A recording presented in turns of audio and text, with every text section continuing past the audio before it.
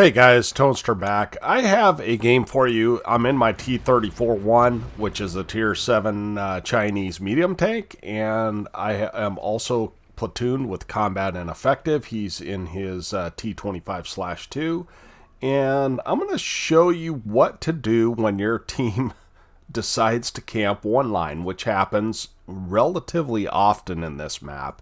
And so we're bottom tier, but we're going to try and make the best of it, right? I don't necessarily get salty in this game, but I'm not going to take someone's excuses either. There's a Char Fatur in this game.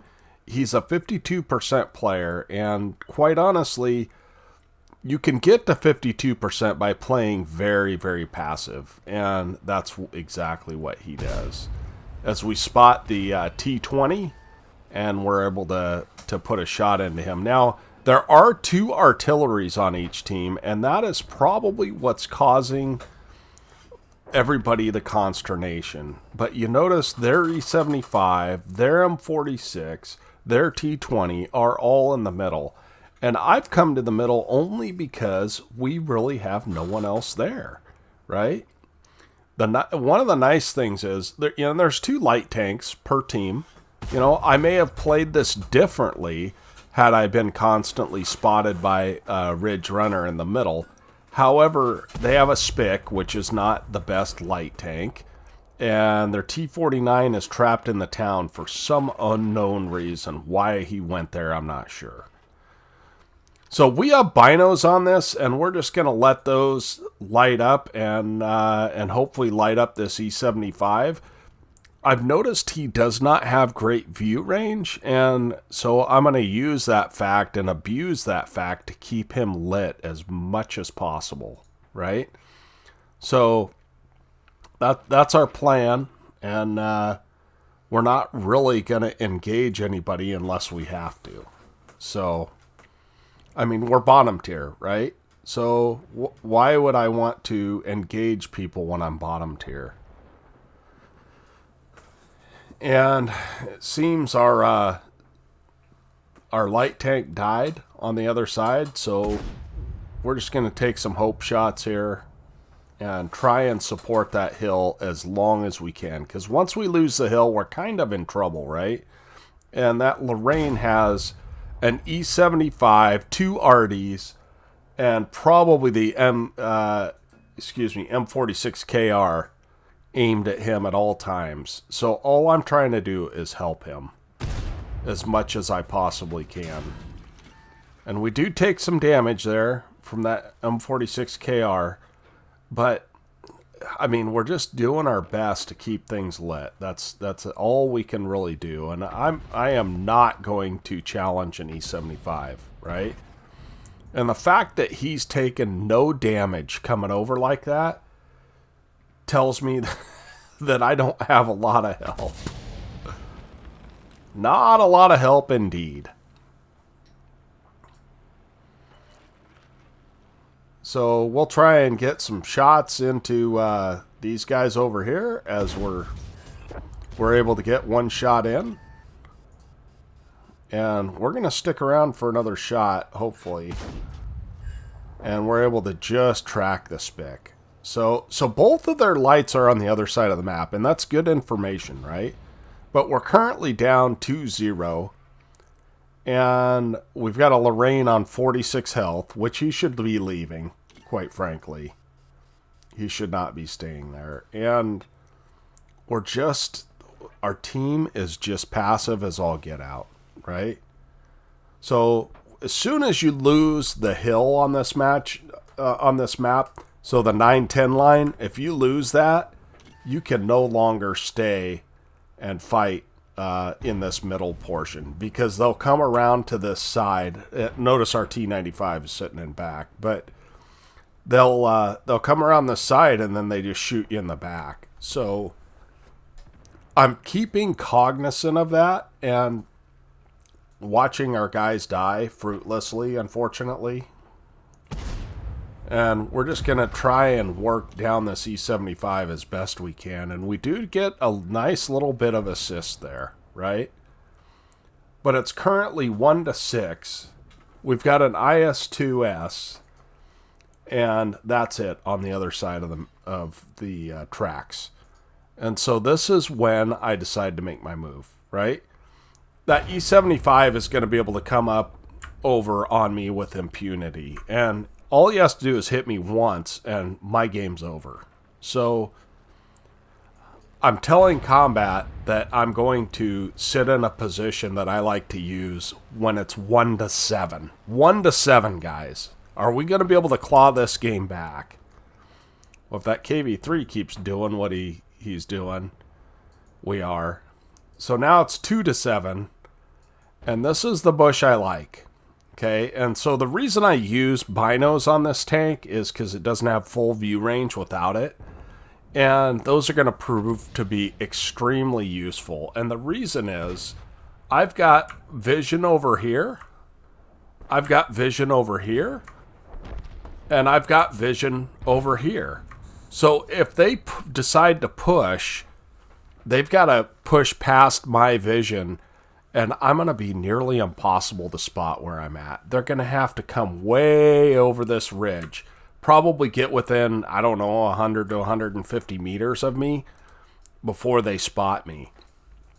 So it's going to be kind of a slow game, but this is the kind of positioning that you guys need to learn if you want to salvage games where your team is just being foolish, right? I mean, like a T-95 sitting in the very back of the map, what good is that, right? And he's going to get his. Don't you guys worry. He's going to pay for sitting there in the back of the map the entire time. But really, I mean, there's not much you can do as a bottom tier.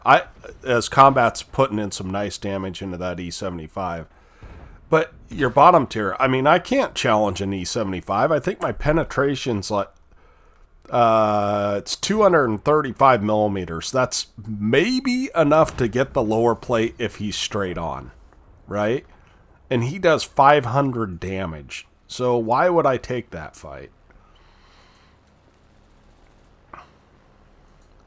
So the Char Fatura is kind of talking about how everyone pushed up and died. Well, without me here, he would have lost this game. Right? Because I am creating the vision that we need as a team. And I don't care what you say, that Char Fatura is a very, very good tank in a game like this. As the top tier, and he's got, 1,600 alpha damage on his alpha strike.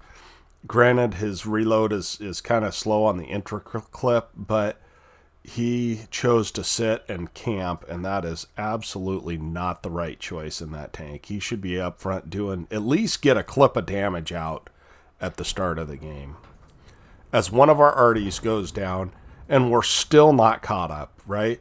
We've got this T-95 that is surely going to die. He is surely going to die, because they have two arties, and he's got 52 hit points, and he positioned himself in a terrible spot at the start of the map, and was just going to camp all game. And that's two of our top tiers that camped, right? Just sitting nowhere. And I don't know what happened to our T-49 or our AMX 5120, but at any rate, we are down a lot of tanks. And so I'm not going to fire here. I have no reason to fire. Combat can fire. He can shoot at those guys. And now I've got 3 guys there that are stuck. They cannot leave that area. As long as I sit here, I'm occupying a top tier and a bottom tier light. And also we took out their tier 9 Skoda, which is a great tank in this map. Now, you notice I'm not moving at all. That's because I'm in a medium tank and I will lose camo if I move, right? So I'm absolutely not going to do that. Now, I can move the turret all I want, but I cannot move my tank. And I'm letting combat know, stay aimed there. They're going to try and escape from that position. I guarantee it. And so that's kind of what he's doing is we're talking on comms and he's sitting there saying, boy, I don't know. Are we going to win this? And I said, I don't know either, but I can guarantee you'll get free damage if you look that way. So that's what he's doing. You see him up on the firing line kind of back there. And sure enough, here comes the Spick. And he's trying to get out. But now we still have an arty. And we also have quite the firing line. We got a Scorpion. We got a T-34-1. And we got a TS-5 and a Char as well. So I know it's slow. I know it's boring. But the onus is on the enemy team if they want to win. They're ahead on score. And so we're not going to allow them to push in for free. And we do end up lighting up the UDES here for our team. And again, there's no reason for us to fire. Actually, we did not light that guy up. Now, here comes the Spick. And instead of going that direction, he should have just tried to get out. But instead, he tried to push forward, and that was a poor mistake. And I keep telling Combat, just stay patient, because that T-49 is going to try to escape. He's got to. As we do spot the Roomba, and there's 600 damage. There's 1,100 spotting that quick. And for the first time in this game, we are caught up on kills. And it's 3.5 minutes left. So the T-25-2 on the enemy team does get lit. I don't know who lights him. But we get a nice kill there. And I tell Combat, I say, you need to wait and watch, because this T-49 is going to pop out. I guarantee it. He's going to assume that you guys are all looking that way, and he's going to try and get away.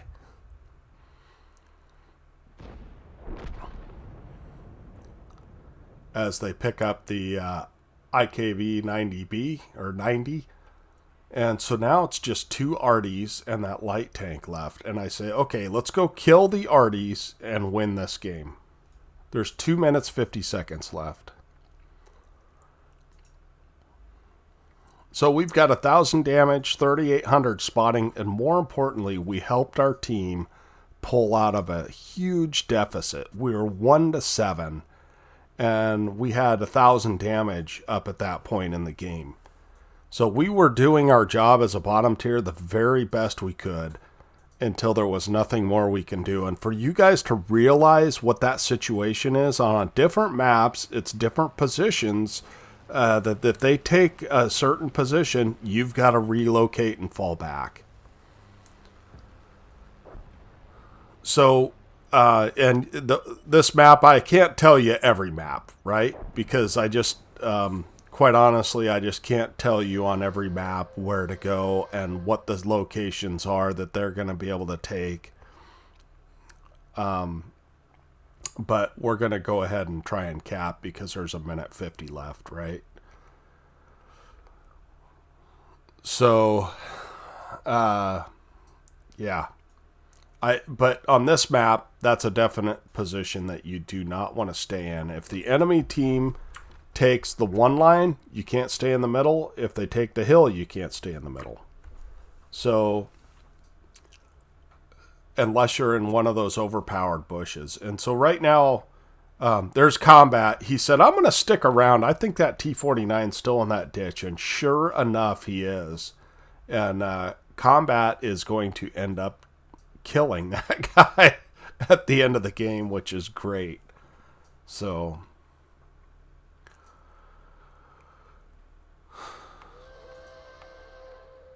yeah, I don't know what else to say. I'm all talked out. I talked for 14 minutes straight. So we'll go ahead and look at the end plates after this. They're not really glorious, but you know, that's 5,000 combined in a tier 9 game and a tier 7 tank, and we're happy with that result. And when you see Combat did a lot of work too. He did a lot of damage considering he's a tier 7 and a tier 9 game. So hope that was helpful to you guys. Let's go and look at the after action. Okay, here we are at the after action report. We did get a first class out of that, and we got a patrol duty out of that game. Team-wise, you can see the TS5 did well. Combat did 2,100 damage as a bottom tier tank. And so, I mean, I think that was actually a very good game. The Char for Tour did okay, but again, had we not taken a good position, he wouldn't have done okay. So it's all about positioning and knowing where to go when, I think. 9 shots, 5 hits, 4 pens. No big surprise there. I was firing standard rounds against tier 9s, right? 1,000 damage and 240 blocked by armor. And we ended up hitting 5 different vehicles, which means we only hit everybody once, but that's okay. But the big number is that 4,100 assist, right? And we ended up capturing the base 50 points as well. So we had a premium account here, and with a premium account in a tier 7 standard tank, we ended up with 47,000 credits due to all that assist. I mean, we weren't firing, we weren't repairing because we weren't shooting and being shot at. So that's actually a pretty good way for a free-to-play player to gain credits. You know, I would have got 27,000 even with a standard account there. And there was some reserves I had going on and playing in a platoon. We ended up with 3,800 experience for our crew, which is fantastic when you're grinding up a line. I appreciate you guys watching. I know this was a long one. I hope to catch you guys next time. Tonester out.